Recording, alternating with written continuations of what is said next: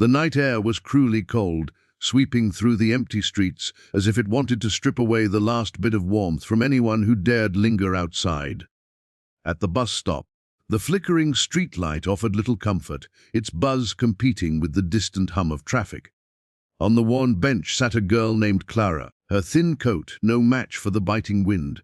She pulled her knees closer to her chest, shivering, her breath forming faint clouds in the air. She had nothing but a small worn backpack, her last possession after leaving behind a home filled with pain and disappointment. With no family to turn to and nowhere else to go, the bus stop had become her waiting place for an uncertain tomorrow. Cars passed now and then, their headlights briefly illuminating her weary face before vanishing into the dark. Clara tried to imagine she was invisible, hoping no one would notice her. She had grown used to being overlooked, forgotten by those who once promised to care. Yet, despite the numbness in her fingers and the hollowness in her stomach, she told herself she had to endure, that somehow she could find strength in the silence of the night. Little did she know, her life was about to change in the most unexpected way. She heard the shuffle of footsteps before she saw him. A small boy, no more than 6 or 7, walked hesitantly toward the bus stop. His jacket was slightly oversized, his shoes scuffed, and his wide eyes carried both innocence and a strange sadness. Clara blinked in surprise, wondering why a child would be alone at such an hour. He looked at her with a mixture of curiosity and hope, as though he had been searching for her. She straightened, brushing her messy hair back, ready to ask if he was lost, but before she could, he stepped closer and whispered words that stole her breath. "Can you be my mommy?" For a moment, Clara thought she had misheard him. Her heart stopped, and she stared at the boy, unable to form words. He looked at her earnestly, his small hands clenched at his sides, as if he was gathering the courage to speak again. His whisper had been soft, but it carried the weight of longing no child should ever have to bear.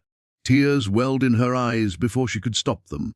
She had known loneliness, but to hear it voiced in such a way by a child, it pierced her deeper than any cold wind could. "Where is your mommy?"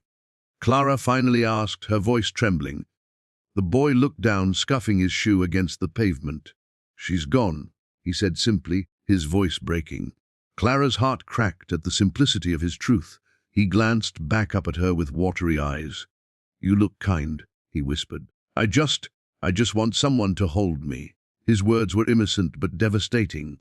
Clara, who herself had no one to lean on, suddenly felt the heaviness of his plea. She reached out with trembling hands, unsure, but when he leaned into her arms, it was as if both of them had found a missing piece. They sat together on the cold bench, the child curled against her as though he had always belonged there. Clara wrapped her thin coat tighter around him, forgetting her own shivering.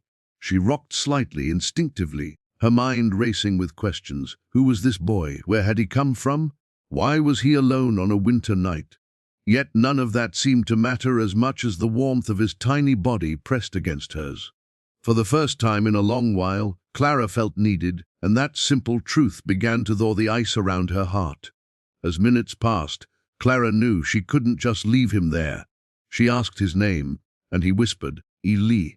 He told her fragments of his story, how his mother had passed away, and his father, consumed by grief and anger, had left him more alone than together. Eli had wandered out, searching for something he couldn't name, until he found Clara. It seemed impossible, almost too coincidental, but Clara believed him. She could see in his eyes the same pain she carried, abandonment. In that reflection, she saw not just his need for love, but her own. The bus arrived, its doors hissing open, but Clara didn't move. The driver glanced at them but said nothing, and after a moment, the bus rolled away, leaving them behind. Clara realized she had made a choice without speaking it. She wasn't going to let Eli go. She didn't know what tomorrow would hold, but she knew that she couldn't return him to a world that had already failed him. For the first time in years, she felt purpose. As the night deepened, Clara led Eli away from the bus stop, holding his hand firmly in hers. They found a diner that stayed open late, its neon lights buzzing above. With the little money she had left, Clara bought him a warm meal. Watching him eat hungrily, she felt her chest tighten with a strange mix of sorrow and joy. She had thought she had nothing, but here she was giving something that mattered more than wealth: care, protection, love. Days turned into weeks, and Clara fought every obstacle to keep Eli by her side. She sought help from shelters, spoke to social workers, and for the first time she refused to give up. She had someone to fight for now, and that made her stronger than she had ever been. People who once overlooked her began to notice her determination, and slowly support came. She was no longer just a girl with nothing, she was a guardian with everything to lose. Eli blossomed under her care, his laughter returning, his eyes brighter. He began calling her Mummy, without hesitation, and though at first she thought she didn't deserve it, she came to accept the name as her own. It was not given by blood but by choice, by love born in the coldest night. Clara's heart, once shattered, was pieced back together by the very child who had asked her for what she never thought she could give. The bus stop became a place of memory rather than despair. Sometimes Clara and Eli would pass it, and he would squeeze her hand, reminding her of the night he had found her.